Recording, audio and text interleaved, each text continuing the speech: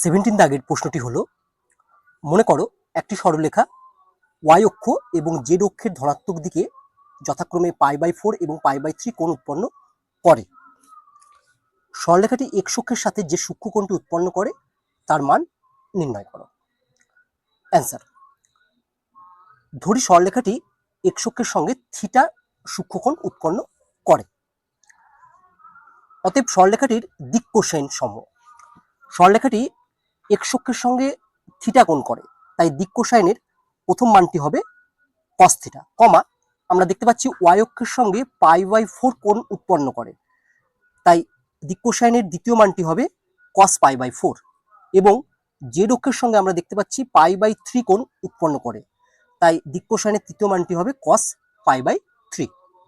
বা আমরা লিখতে পারবো কস থিটা কমা কস π/4 এর মান হচ্ছে 1/√2, আর কস π/3 অর্থাৎ কস 60 ডিগ্রি এর মান হচ্ছে হাফ। অতএব আমরা জানি যে দিক কোসাইনগুলির স্কোয়ারের যোগফল হয় 1, তাহলে আমরা লিখতে পারবো অতএব কস স্কোয়ার থিটা প্লাস 1/√2 তার স্কোয়ার প্লাস হাফ তার স্কোয়ার ইকুয়াল টু হচ্ছে 1। এটাকে আমরা সিম্পলিফাই করবো। This implies cos square theta equal to আমরা লিখতে পারবো 1 মাইনাস, তোমরা দেখবে এই দুটোকে যদি আমরা যোগ করি তাহলে পাবো হচ্ছে +3/4। এই +3/4টা বাঁ দিক থেকে ডান দিকে গেলে হবে -3/4, তাহলে আমরা লিখবো 1 - 3/4। This implies cos square theta equal to আমরা পাবো হচ্ছে 1/4। দিস ইমপ্লাইজ আমরা লিখবো কস থিটা ইকুয়াল টু, দেখো কস থিটা ইকুয়াল টু হবে √1/4, রুট মানে আগে প্লাস মাইনাস একটা চিহ্ন হবে, তাহলে এক্ষেত্রে আমরা পাবো দেখবে প্লাস মাইনাস হাফ। তাহলে এক্ষেত্রে প্লাস হাফ নেব না মাইনাস হাফ নেব? দেখো প্রশ্নে কি বলেছে, প্রশ্নে বলেছে এক্স অক্ষের সাথে যে সূক্ষ্ম কোণটি উৎপন্ন করে তার মান।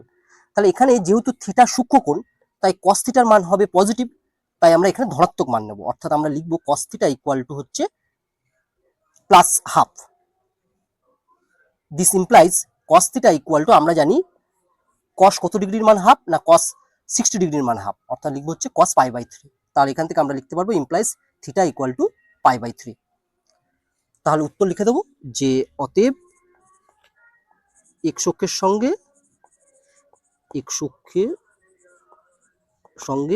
π/3 কোণ করে বা π/3 সূক্ষ্ম কোণ করে। এটাই হচ্ছে আমার অ্যান্সার।